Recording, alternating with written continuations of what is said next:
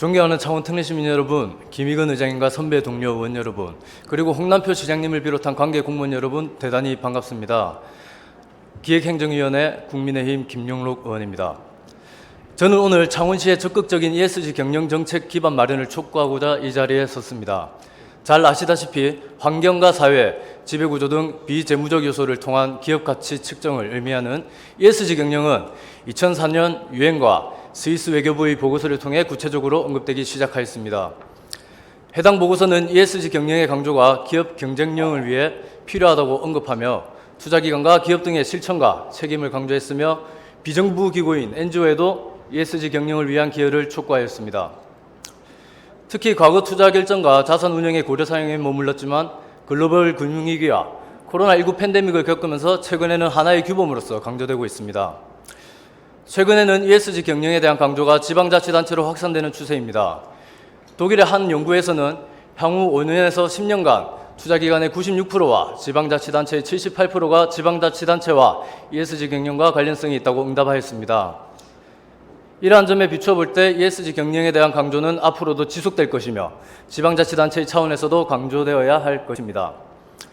우리나라의 일부 자치단체도 ESG 경영에 대응하고 있습니다. 대표적으로 서울 성동구는 기존의 ESG 경영을 경제 분야까지 확대한 성동형 지표를 개발하고 ESG 경영 정책 종합계획 수립과 평가 리포트 발간 계획 등을 세웠습니다.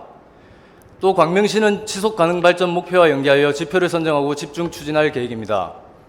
이외에도 안양시는 적극적인 환경 정책을 통해 ESG 경영 평가 A 등급을 달성하기도 하였습니다.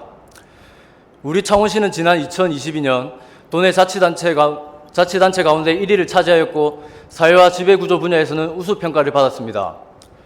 또한 산하기관인 창원 레포츠파크의 경우 ESG 경영 노사 공동선언문을 발표하기도 하였으며 창원시설공단은 ESG 경영 모니터링단을 위촉했습니다. 그럼에도 불구하고 창원시의 ESG 경영에 대한 대응은 다소 아쉬운 점이 있습니다. 당장 우수한 성과는 거두고 있지만 장기적인 계획은 마련되어 있다고 보기 어려운 것입니다. 이에 저는 적극적인 ESG 경영 정책 기반 마련을 촉구하며 세 가지 제안을 드리고자 합니다. 먼저 지속가능발전협의회와 기본 전략의 확대입니다. ESG 경영은 지속가능발전의 실천 패러다임이 지난 것이라 평가받습니다.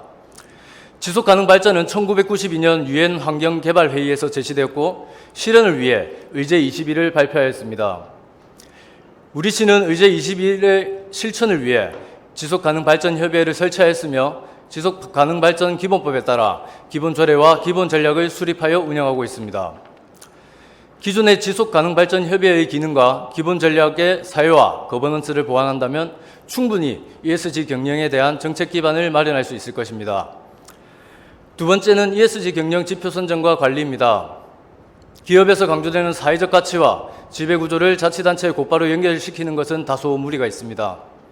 이에 타 사회는 인권과 사회통합, 고용, 평등으로 거버넌스는 윤리와 리더십, 참여, 공정을 통해 실현하려 합니다. 우리 창원시도 독자적인 ESG 경영에 대한 정의를 내리고 구체적인 지표를 선정하여 중점적으로 관리할 것을 제안합니다. 마지막으로 시장님의 적극적인 의지와 직원들의 인식 변화가 필요합니다.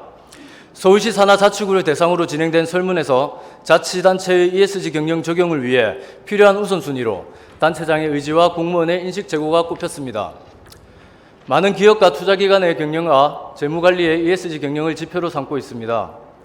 다양한 교육과 환경 조성을 위해 시장님 이하 직원 전체가 적극적인 의지를 가진다면 시와 의회, 출자 출연 기관이 솔선수범하여 ESG 경영에 적극적으로 나서 ESG 경영에 친화적인 도시를 만들면 주민의 삶의 질 향상은 물론 투자의 매력도 함께 높일 수 있을 것이라 생각됩니다.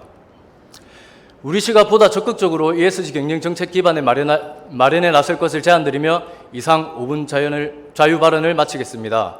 끝까지 경청해 주셔서 감사합니다.